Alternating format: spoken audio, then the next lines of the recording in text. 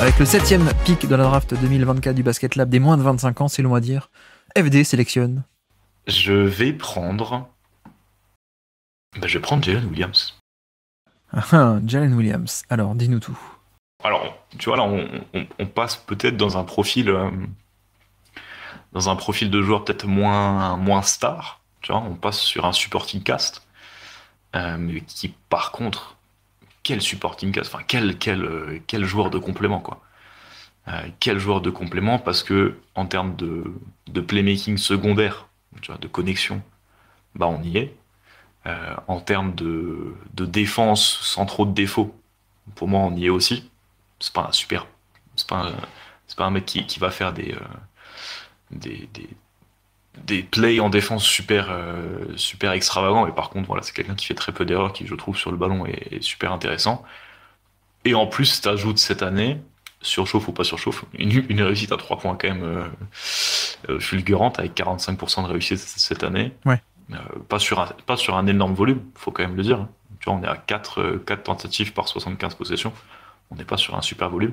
Mais voilà, du coup, t'ajoutes, mine de rien, une efficacité bien au-delà de la moyenne sur du scoring, pas sur un super volume, du playmaking, de la défense où il fait pas tellement d'erreurs. Du coup, si on fait la synthèse, tu te retrouves avec du playmaking de connexion, de la défense où il n'y a pas énormément d'erreurs,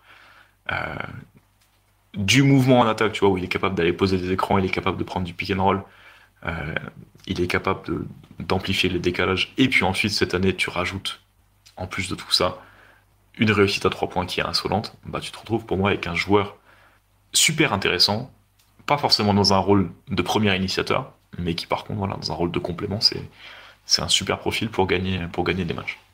Bah, je trouve que cette année, on voit encore plus l'aspect création, en fait. Et c'est ça qui est assez incroyable. Enfin, incroyable. Non, mais en tout cas, il est vachement fort là-dessus. Il est vraiment très fort là-dessus. Et c'est pas juste... Enfin, alors il peut faire la connexion, comme tu dis, jouer un peu off-ball, faire des trucs un peu plus simples, mais je trouve qu'il est aussi pas mal utilisé depuis la deuxième partie de saison de l'an dernier, et encore plus cette année, comme moment créateur, en fait. Comme créateur, un peu comme Shai, tu sais, où on le met dans des situations et des séquences où il y a un écran, un ghost screen, où on le met en situation on le lance pour un drive. Il est comme Shai, il est mis dans ce genre de situation, et il est tellement bon. Alors bon, c'est un peu à nuancer, mais il peut être très très bon sur drive aussi, lui, sur ce genre d'impact, en fait, où ouais, il y a pas mal de création, et puis le passing après ce drive qui pour moi est de très très bon niveau aussi. Je sais pas si t'as connu, mais il me rappelle un peu Iguodala de l'époque, Ouais. tu sais, avant qu'il soit role-player aux Warriors, mais un peu ce profil. J'ai pas trop de pull-up. Bon, il est moins explosif, hein, Jalen Williams, que Iguodala qui était une anomalie, mais il est moins explosif, mais toujours ce côté point forward, un peu de grande taille, très grand, très très long, qui est un vrai slasher, en fait, hein, plus le playmaking défensif. D'ailleurs, c'est un peu là-dessus où je suis pas totalement d'accord avec toi sur le playmaking défensif, parce que je trouve qu'en ring protection, il y a de très très belles séquences, pour le coup, très flashy et très sexy. Donc ça, j'aime beaucoup, et je le rajoute aussi à ça.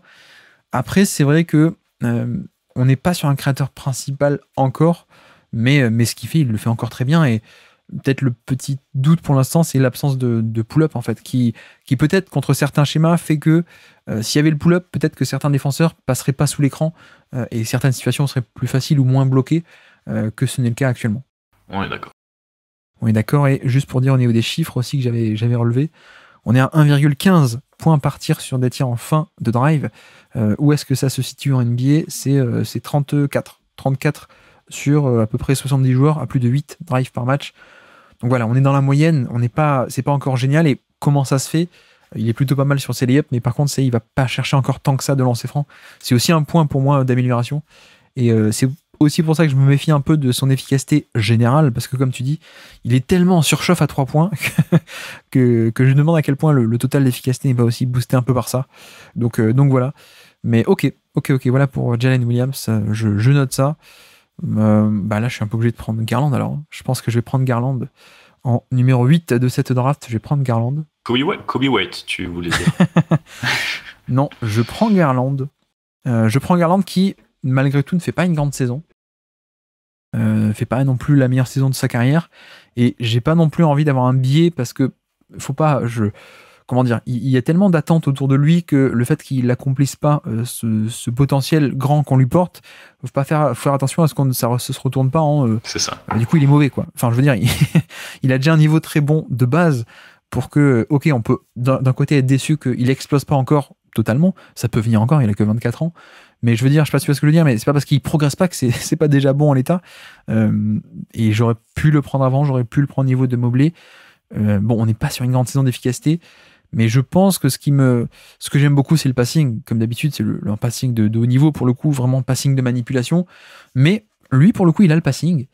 Je reste encore un peu sur ma faim sur le côté scoring, en fait, et sur le côté à quel point est-ce qu'il peut peser en tant que scoreur, mettre la pression, et notamment sur drive, pour faire plier les défenses et pour que ce combo, enfin que la création au sens large soit d'élite, en fait. Création, il faut le scoring, il faut le passing pour les deux pour peser sur les défenses. Et le passing a des séquences extrêmement belles depuis 2-3 ans.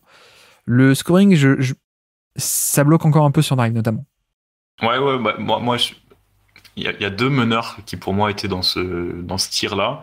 C'est pas forcément lui que j'aurais pris en premier, tu vois. D'accord, t'aurais pris qui? Bah, ce sera un de mes prochains choix, je pense. D'accord. Okay. Mais après, historiquement, j'ai toujours été un peu plus bas sur Garland, justement pour le côté scoring. Je suis d'accord sur le côté playmaking, mais je suis plus bas sur le scoring. Et en fait, ouais, les Cavs, c'est une équipe que j'arrive pas à lire. Genre Mobley et Garland, c'est des mystères pour moi, ces gars-là. Ouais. Depuis qu'ils ont perdu contre les Knicks en playoff, j'ai tendance à un petit peu peut-être les sous-estimer. Je me dis, bon, si RJ Barrett peut te battre en playoff, c'est que c'était pas si fort que ça. Bon. Mais non, Darius Garland, j'ai un peu plus de mal. C'était pas totalement que RJ Barrett non plus. Non. On est d'accord. Mais ouais. Non, mais tu vois, le jump shot rentre pas beaucoup cette saison. Il est que à 34 ou 35%, alors que c'est quand même un meilleur shooter que ça. Et même sur drive, comme dit, il est dans les 10 derniers de NBA en termes d'efficacité sur drive, parmi les gros drivers à plus de 8 par match. Il est au niveau de Jalen Green. Bon, voilà. C'est pas idéal, encore quoi. Fred VanVleet, mais c'est un peu ça, ouais. C'est un peu ça. Il y a encore un côté où la taille n'est pas compensée par d'autres moyens. Et je trouve qu'il y a pas ce côté un peu malgré tout, pour utiliser un terme récent que j'ai utilisé récemment, mais il y a pas un peu ce côté j'y vais au panier quoi qu'il arrive. Là où Mitchell est quand même dans une dimension largement supérieure de ce point de vue là, quoi. Donc Garland, j'aime beaucoup la création, j'aime beaucoup la polyvalence, mais je reste un peu sur ma faim sur à quel point est-ce qu'il est bon dans cette polyvalence. Oui, il peut un peu toucher à tout, mais voilà. Merci d'avoir écouté cet extrait. S'il vous a plu, l'émission complète est disponible en description et on se donne rendez-vous sur le feed principal du Basket Lab pour l'intégralité des podcasts. À bientôt.